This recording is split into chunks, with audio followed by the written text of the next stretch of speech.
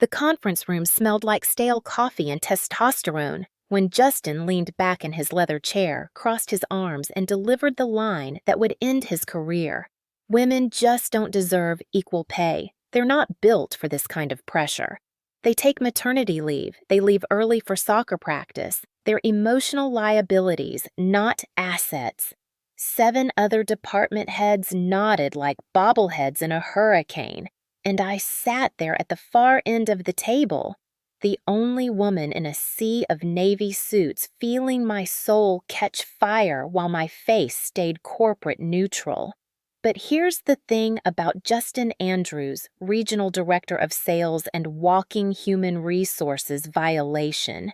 He forgot one tiny detail about our mandatory department sync meetings. They're recorded for compliance purposes, and I was the one who managed those recordings had been for 3 years, ever since they promoted me to Senior Operations Analyst and handed me the keys to every digital skeleton in their closet. Justin thought he was addressing his boys' club in private. What he was actually doing was confessing to a federal crime on company servers with timestamps, metadata, and my name on the access logs. The conference room itself was a monument to their arrogance, floor-to-ceiling windows overlooking the city. Like they owned it. Mahogany table that cost more than most people's cars. Leather chairs that probably came from cows that lived better lives than their employees, and wall-mounted screens displaying quarterly profits that Justin and his cronies had convinced themselves they'd earned through merit, rather than systematic exclusion of anyone who didn't look like them, sound like them, or golf like them. The irony wasn't lost on me that this temple to corporate masculinity was about to become a crime scene. But let me rewind to the moment this whole beautiful disaster started brewing, because it wasn't just about the recording. It was about the fact that I'd been fighting for equal pay for 18 months and getting stonewalled by the same smug faces that were nodding along to Justin's little manifesto. The journey had started innocently enough with what I thought was a simple oversight when I discovered through a payroll glitch that my male counterpart Jake Thompson was making $37,000 more than me for doing literally the same job, same title, same responsibilities, same performance metrics. Except he spent half his day playing fantasy football and the other half explaining crypto to anyone unfortunate enough to make eye contact, Jake, who'd been hired 6 months after me, who'd never closed a deal worth more than $50,000, who once asked me if the company's fiscal year was the same as a regular year, was pulling down a salary that made my carefully budgeted life look like a charity case. I'd approached this discovery with the naive optimism of someone who still believed in meritocracy, who thought maybe it was just an administrative error that could be fixed with a polite conversation and a gentle reminder of my contributions. 3 weeks earlier, I'd submitted my 3rd formal request for salary adjustment, armed with market research performance metrics and a spreadsheet that would make accountants weep with joy. I was outperforming every male analyst in my department by margins that weren't even close, closing deals that the Golden Boys couldn't touch, managing client relationships that had been written off as lost causes. I'd single-handedly saved our biggest pharmaceutical contract when their previous account manager decided tequila and client dinners were a sustainable business strategy. Spoiler alert, they weren't. The previous account manager was Derek Hutchinson, who'd somehow convinced himself that entertaining clients at strip clubs was a legitimate business expense, and that using company credit cards to pay for bottle service constituted relationship building. Derek, who'd graduated from the same fraternity as Justin Andrews, who'd been given chance after chance to redeem himself even after losing 3 major accounts to what he called personality conflicts. But what the rest of us recognized as basic human decency violations. Derek had finally been quietly transferred to a different department with a promotion and a raise, while I was handed his catastrophic mess and told to fix it without any additional compensation when I asked for recognition for saving a multi-million-dollar contract that Derek had nearly torpedoed with his combination of incompetence and sexual harassment, I was told that problem solving was part of my job description and that expecting additional compensation for doing my job showed a lack of team spirit. But when I asked for compensation, that matched my contribution. What did I get? A performance improvement plan, a suggestion that I focus on being a team player, and my personal favorite from Justin himself. Maybe you should consider whether this environment is the right fit for your lifestyle choices.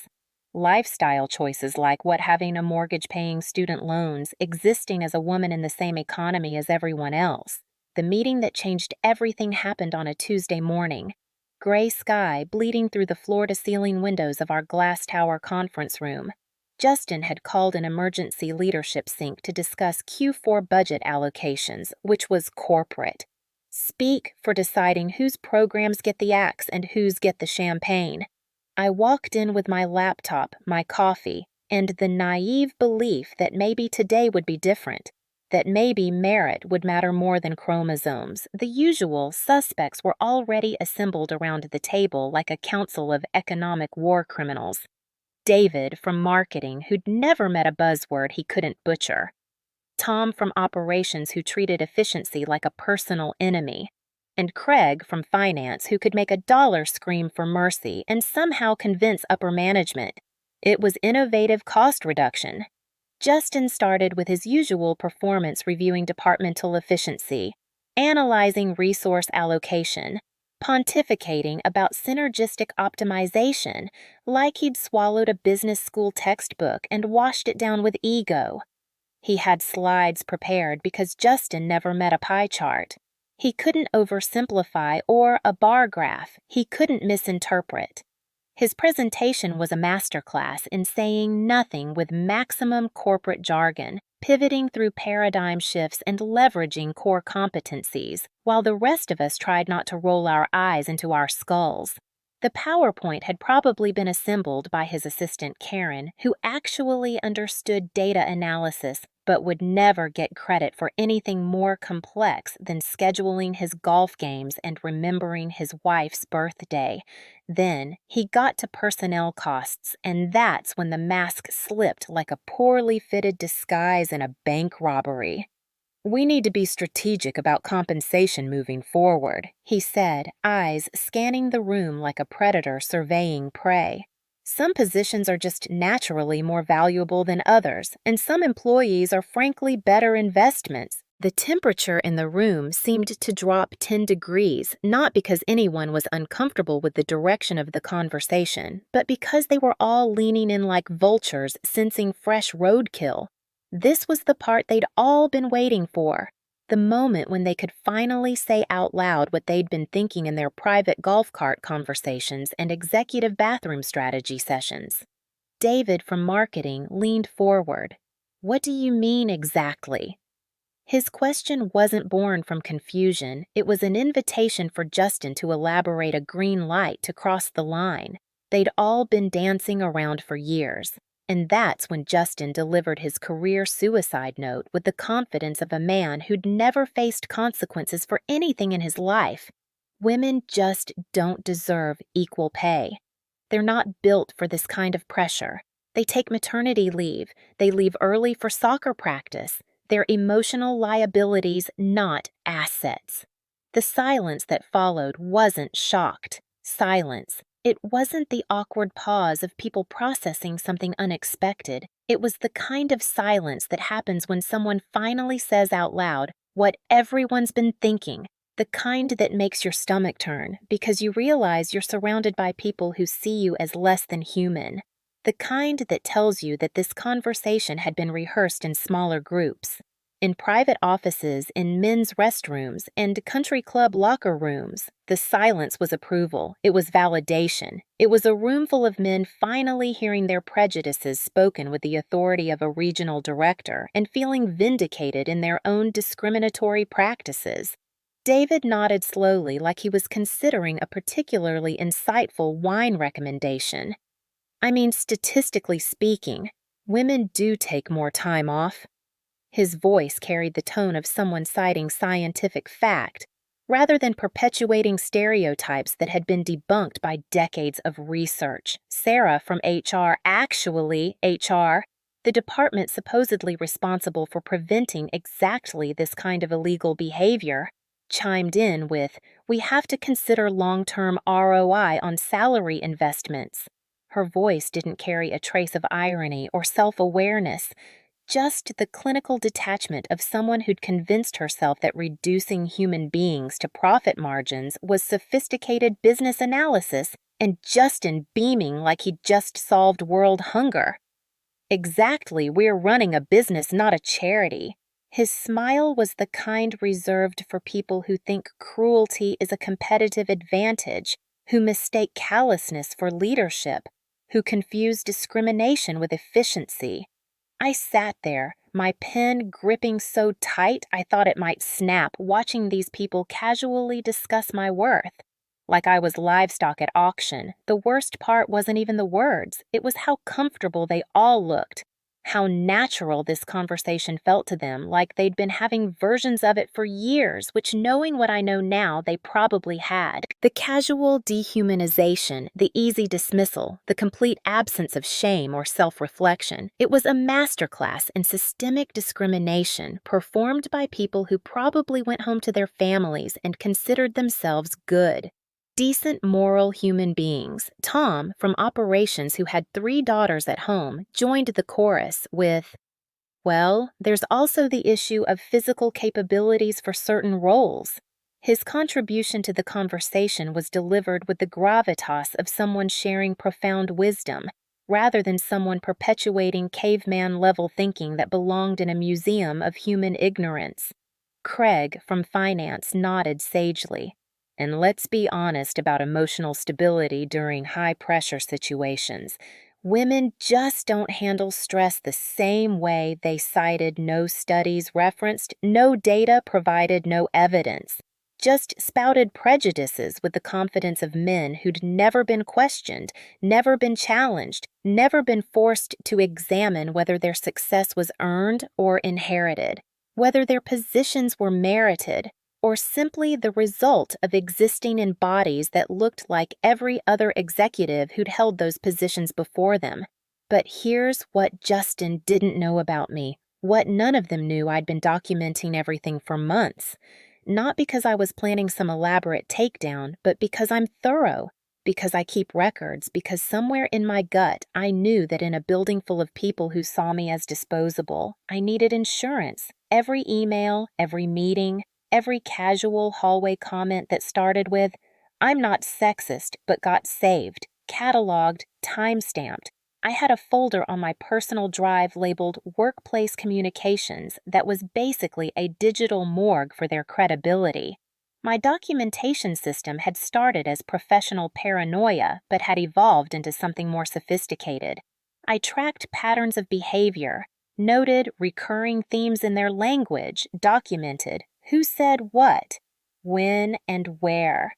I had spreadsheets that would make FBI investigators proud, timelines that could support a doctoral thesis in discrimination, studies and audio files that could end careers.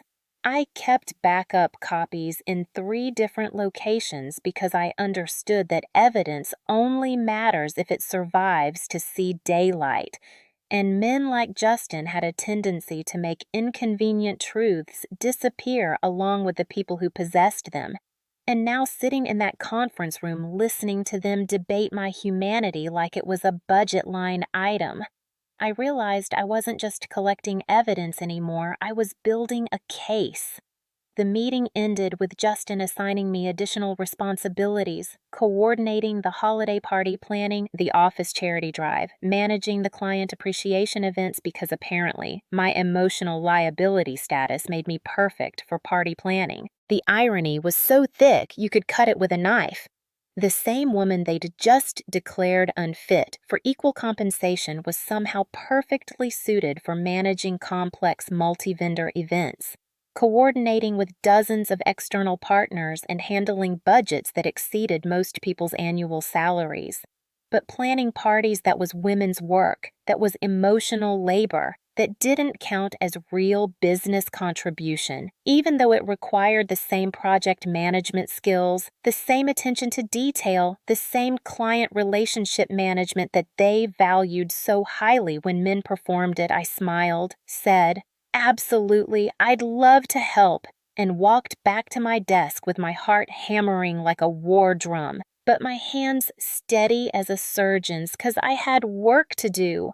Real work, the kind that would make Justin wish he'd kept his mouth shut. The walk back to my cubicle felt like traversing a minefield.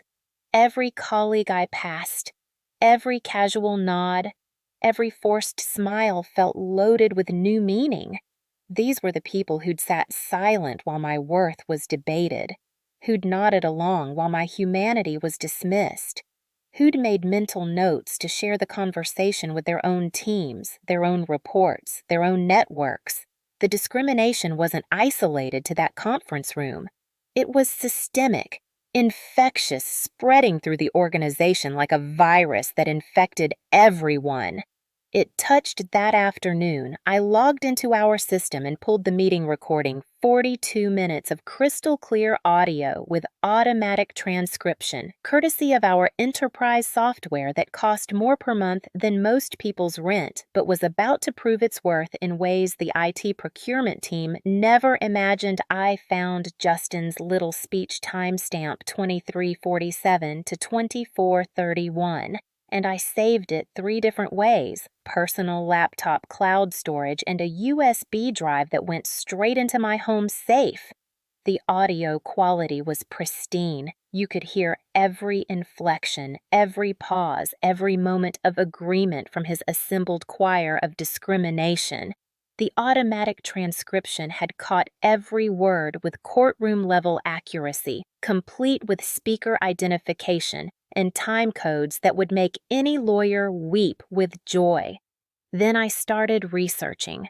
Not corporate policy, not company handbooks, but federal employment law specifically, the Equal Pay Act of 1963 and Title VII of the Civil Rights Act. I spent hours diving into case law precedents, legal definitions of discriminatory practices.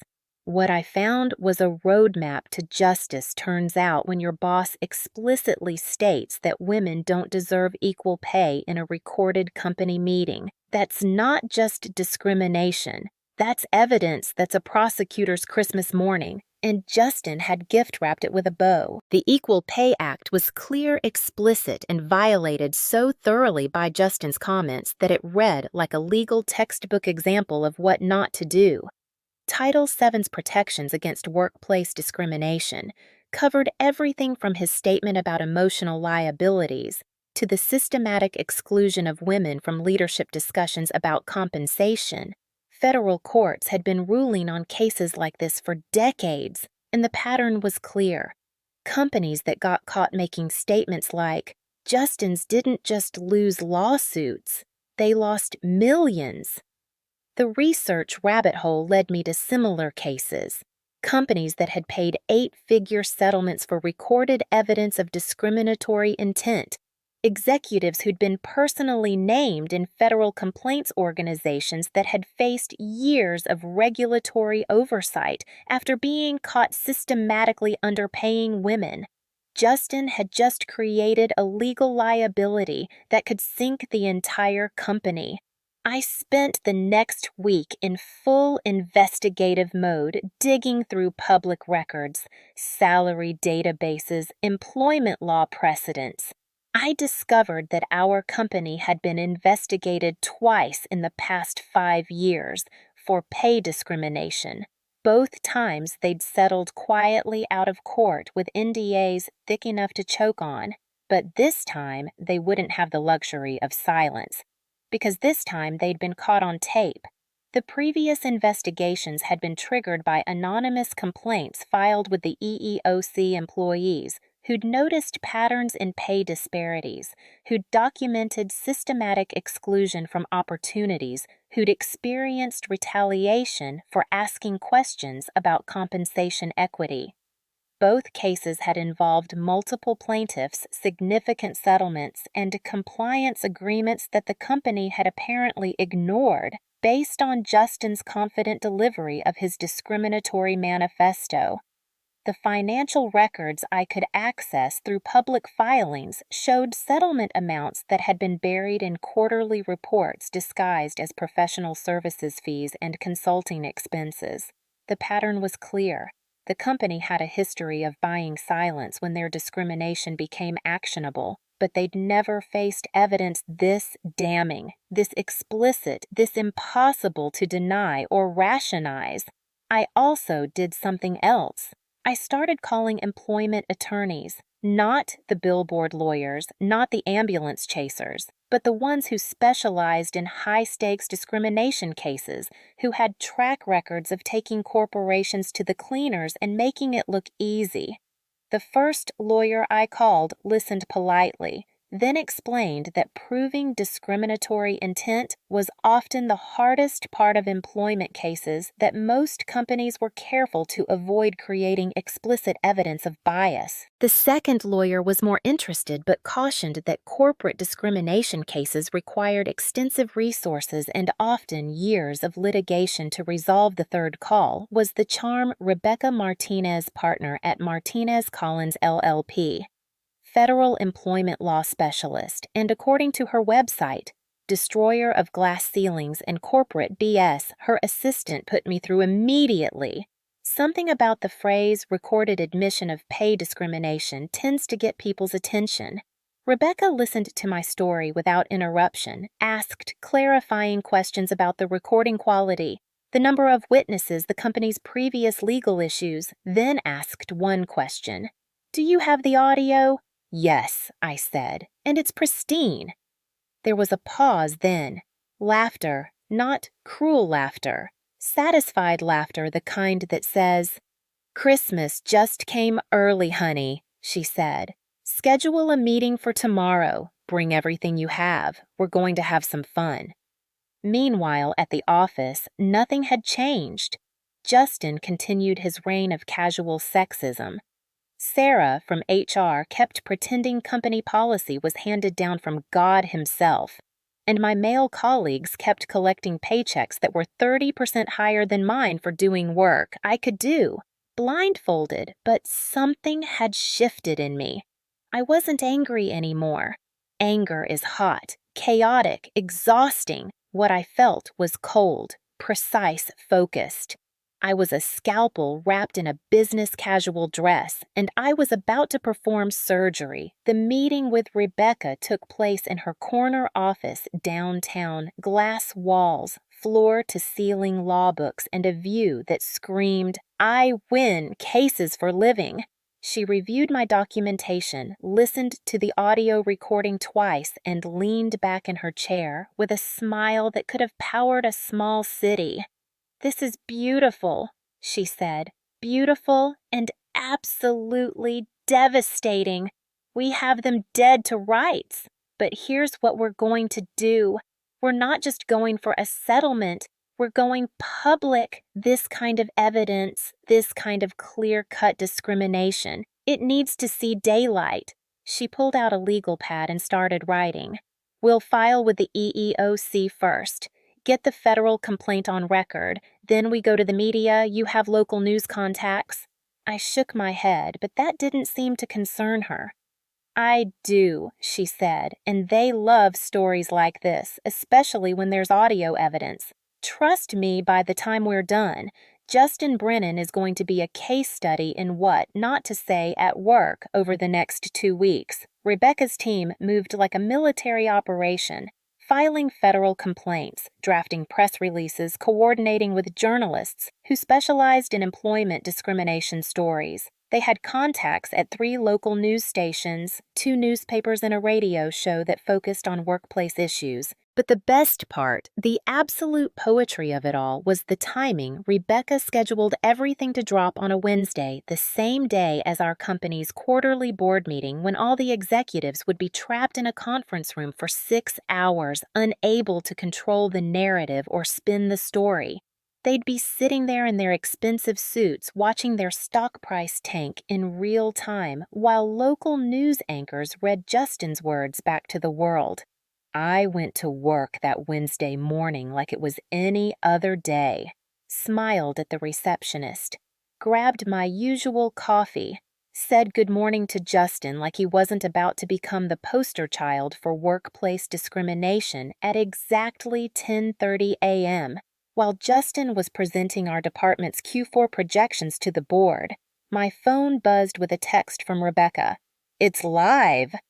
The first story broke on Channel 7's morning show, a perfectly manicured anchor with serious eyes and impeccable timing. Read, the story straight-faced local company under investigation for pay discrimination. After recorded comments surface, then they played it. Justin's voice, crystal clear, coming through television speakers across the city.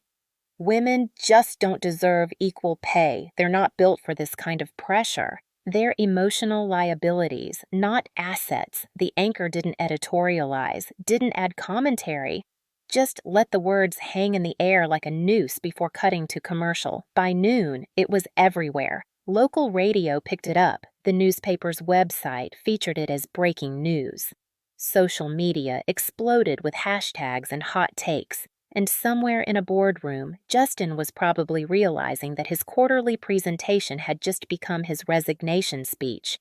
I stayed at my desk that day, calm, professional, helpful, when colleagues started whispering, when phones started ringing, when executives started having hushed conversations in hallways. I answered emails, processed reports, acted like I had no idea why everyone seemed so tense. But around 2 p.m., Justin appeared at my cubicle, his face the color of concrete, his tie loosened like a man who'd just been told his house was on fire. "We need to talk," he said, voice tight enough to snap. I looked up from my computer, smiled the same smile I'd been giving him for 3 years. "Of course. What's up?" His jaw worked like he was chewing glass. "This audio recording, the one all over the news. You wouldn't happen to know anything about that, would you?" I tilted my head, confused. "What audio recording, Justin?" He leaned closer, voice dropping to a whisper, "The one where I'm talking about pay equity. The one that's currently destroying our stock price and making me look like a monster." I maintained perfect eye contact. "Oh, that audio recording, the one from our department meeting." "I'm sorry, Justin. I'm not sure what you're asking. The meeting was recorded for compliance. Remember? Standard company policy." His face went through several colors before settling on a shade of red that suggested internal bleeding. "You recorded that meeting." "I didn't record anything," I said, still smiling. "The company records all leadership meetings you signed the consent form when you became regional director. It's in your employee handbook page 47. The silence stretched between us like a chasm. He knew he was trapped, knew that every word he'd spoken was his own, that I hadn't manipulated anything, hadn't taken anything out of context. I'd simply preserved his truth and shared it with the world. Justin straightened his tie, tried to summon some dignity. "Look, whatever you think you're accomplishing here, it's not going to end well for you. This company doesn't forget disloyalty." I stood up slowly, deliberately, letting my height advantage register disloyalty. I repeated, "That's an interesting word, coming from someone who just spent the last 3 hours explaining to investors why his recorded comments don't reflect company values. Funny how loyalty only flows one way around here, isn't it, Justin?" He opened his mouth, then closed it, then opened it again, like a fish drowning in air. But before he could find words, his phone buzzed. He glanced at it and his face went pale. "Mr. Brennan," the text was visible from where I stood. "Board meeting now." I smiled wider. Have a great meeting, Justin, and remember, company policy is to always tell the truth. He walked away like a man heading to his own execution, which in a way he was, because by 4 p.m. the board had issued a statement. Justin Brennan has been terminated effective immediately. His comments do not reflect the values of our organization. We are conducting a full review of our compensation practices and remain committed to equality in the workplace by 5 p.m. My phone was ringing, calls from reporters wanting comments from other women at the company, wanting to share their stories from employment lawyers offering to represent anyone else who'd been discriminated against at the floodgates hadn't just opened, they'd been blown off their hinges by 6 p.m. I was sitting in my car in the parking garage, staring at my phone, watching the story spread across social media like wildfire hashtags, trending stories being shared, comments pouring in from women who'd faced similar treatment. But there was something else. Something I hadn't expected. My LinkedIn had exploded with messages, job offers from companies who wanted to hire someone with the courage to stand up to discrimination. Consulting opportunities, speaking engagements, invitations to appear on podcasts about workplace equality. I'd thought exposing Justin would be the end of something. Instead, it was the beginning. The next morning, I walked into the office for what I knew would be the last time the atmosphere was different. Hushed, tense people avoided eye contact like I was radioactive, which in a way I was. I was the woman who'd burned down their boys' club and scattered the ashes. I cleaned out my desk slowly, methodically, while colleagues pretended not to watch my personal items, my files, my coffee mug that read, "World's Okayest Employee." Everything fit into one box, which seemed poetic somehow. 3 years of work, 3 years of fighting for recognition, 3 years of being told I wasn't enough, and it all fit in a cardboard box. Sarah from HR appeared at my elbow. "We need to discuss your transition," she said, voice carefully neutral. "Of course," I said. I handed her my resignation letter, effective immediately. No 2 weeks' notice. No transition plan. Just a clean break and a forwarding address for my final paycheck. She blinked. "You're resigning." I smiled, the same smile I'd been perfecting for years. "I'm upgrading Sarah." The settlement offer started coming that afternoon. 6 figures, 7 figures numbers with enough zeros to make my student loans weep with relief. But Rebecca advised patience. "Let them sweat," she said. "Let them realize how much this is going to cost them in lost business, regulatory scrutiny, and public relations nightmares. Then we'll talk numbers." The real victory came 2 weeks later when the company announced their new equity initiative.